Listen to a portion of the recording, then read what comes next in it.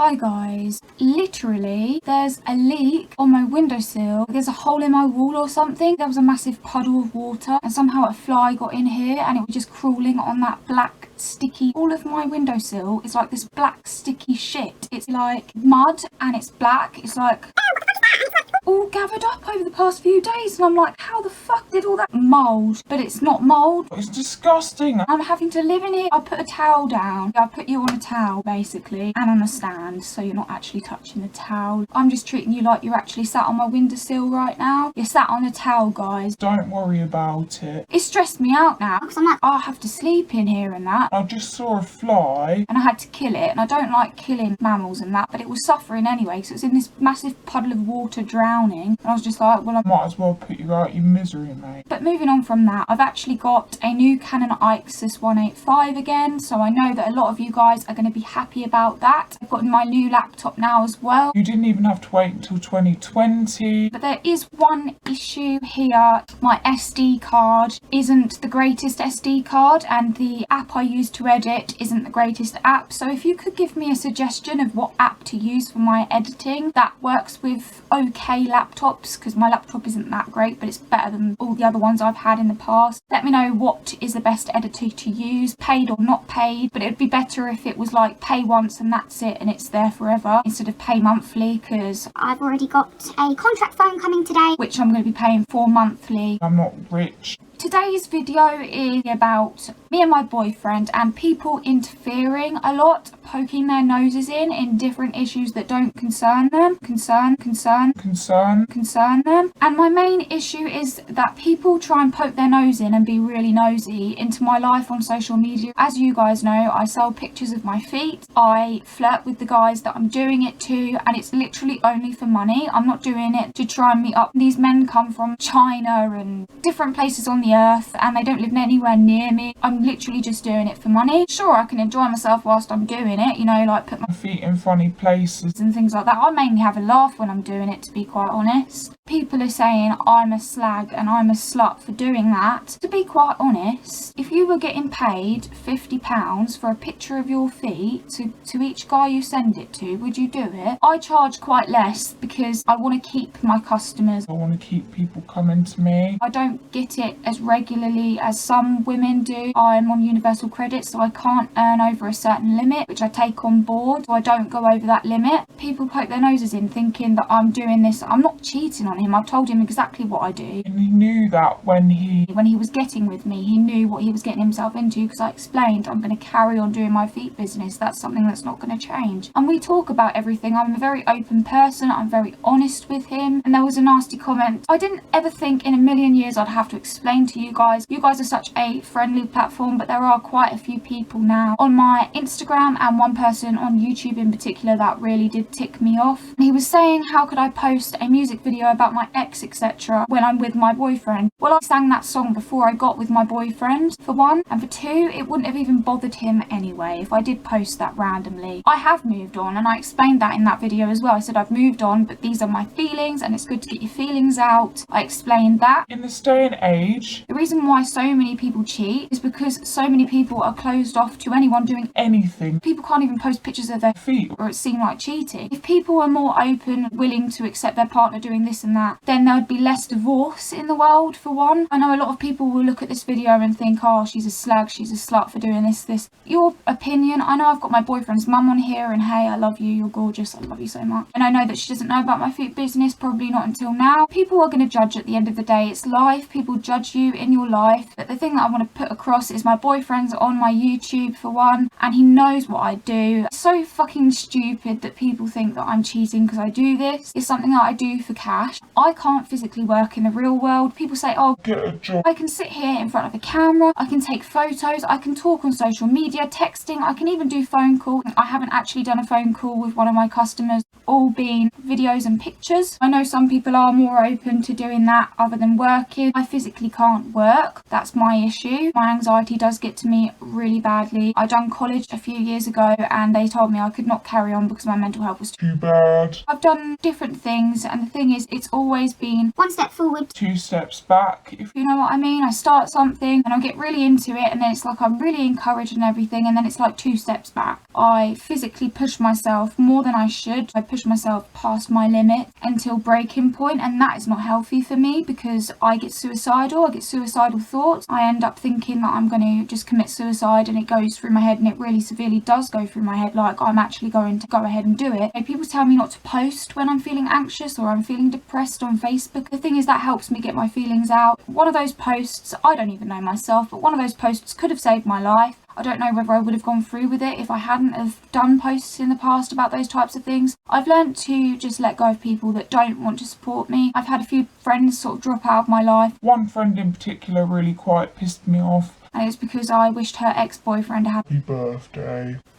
He was a lovely guy in my personal opinion, but I have never ever seeked out his friendship or anything. All I literally did was say happy birthday because this guy was always the type of person to say hello to me in the street. Sometimes people are offish with me because of my mental health issues. He's never commented anything nasty on any of my posts, so I thought it'd be a genuine thing to do to wish him happy birthday like I wish half of the other people on my Facebook happy birthday. And some people just delete me because of maybe my feet business, or they delete me because I post too many needy statuses, like when I'm anxious, depressed. And I think it's so horrible not to say to somebody why you're deleting them. I actually get the courage to post about my feelings. I put 1 step forward, 2 steps back all the time. Right, I started from here and now I'm way over here. People just keep pushing me back no matter what I do. They say that you're bad for this and that, not working. When I do get a job, it's not good enough. I know that this isn't exactly the bestest job in the world, but it's something that I feel comfortable doing. That's the main thing. If I'm comfortable and nobody's getting hurt, because my boyfriend knows completely what I get up to, he's not bothered by it. If I'm not bothered by it and he's not bothered by it, then what is the problem? I'm not hurting anybody, so everyone wins. They get the pictures, they get the videos, I get the money. I'm not bloody rich from doing this. I don't get many customers. I get 3 every 2 weeks, I'd say, and it's £20 from each person, so 3 in 2 weeks. That's 60 quid. That's not much, but it's something other than nothing because all I am on is on universal credit. I've got a credit card I need to pay off for, and I've got my overdraft which I've gone way into. So I've got both of those things to pay off for, and all I'm getting is universal credit once a month. So there's no way I'm going to be able to pay it off unless I carry on doing these things. If he's not willing to accept that, which he is, he's totally okay with it. But if he wasn't, I'd be like, well, we can't be together then because this is something I need to do to get myself up to where I'm supposed to be. I've managed to buy myself herbal remedies being on this from selling my pictures and my videos. I want this to increase and I want to earn more money, and if people are going to judge me, then fuck you all. I don't really care, because if it's helping me out in this physical world, literally all life is buy stuff, buy stuff, buy stuff, buy stuff, pay bills. You need that money to afford even period pads. Period pads you have to pay for, toilet roll you have to pay for, things like washing up liquid you have to pay for. I feel like certain things, certain products should be free because everyone has to use them. There's no funding. No rich people give to poor people at the end of the day, and we are classed as working class.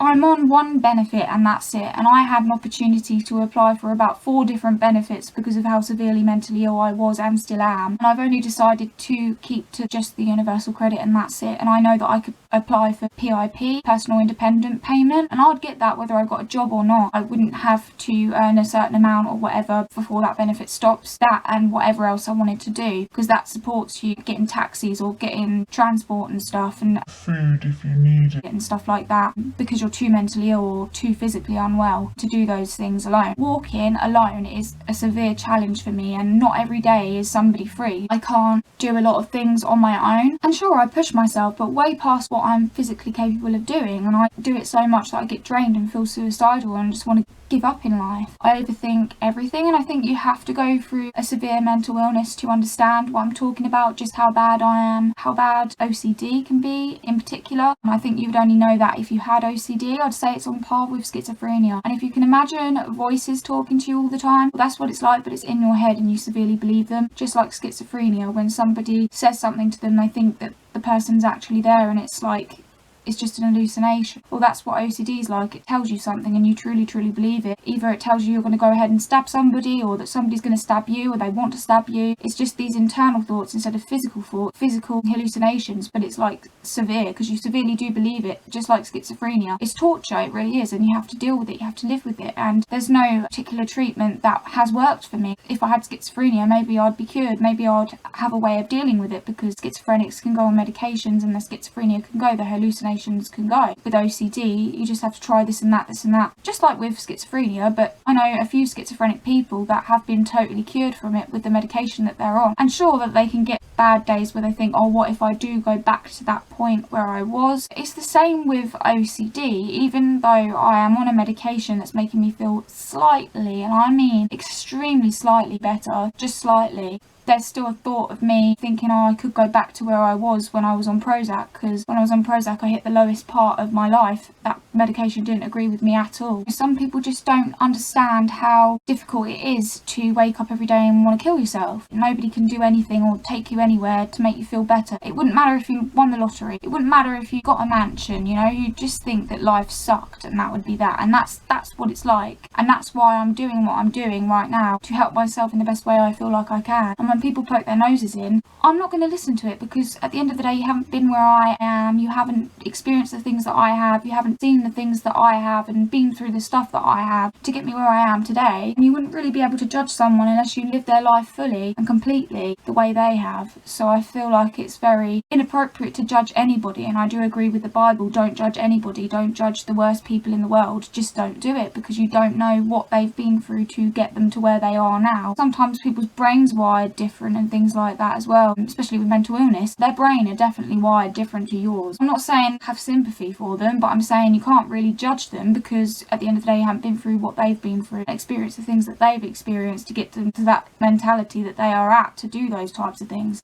So I don't judge anyone, and I try my hardest to make sure that I'm nice to everybody, and I feel like it's very inappropriate when people judge me from something as simple as my fucking feet. It's just so pathetic when my boyfriend knows everything anyway, and I feel like it's just so important to not judge anyone, and I just wanted to bring that across in my videos. That's why I'm called Vent Me No Judge. Don't judge me. I don't judge other people, so stop judging me. And that's why I made this channel to start off with, is for non-judgmental people to join this channel. I don't want negative comments. If you have negative comments, go and do them somewhere else. Bitch about me, do all that type of thing, I don't really care. As long as I'm not getting the negative shit, then it's okay. I don't mind feedback, something's better than this thing or something like that, but when you're really pushing it and you're making me feel like everything I do is shit, I don't want you in my life, I don't want you in this community, you're negative, and I just don't want you anywhere near me, basically. I've been through all of that type of stuff, especially with my ex. It was very negative, and it's really difficult to push on when somebody's constantly making you feel like shit, or somebody's constantly doing or saying things that really put you 2 steps back instead of 2 steps forward. But anyway, that's all I wanted to come on here and say, and I know I haven't been there as much as I said I would to you guys. It's just been so difficult with my head at the moment, and I've been really trying as well to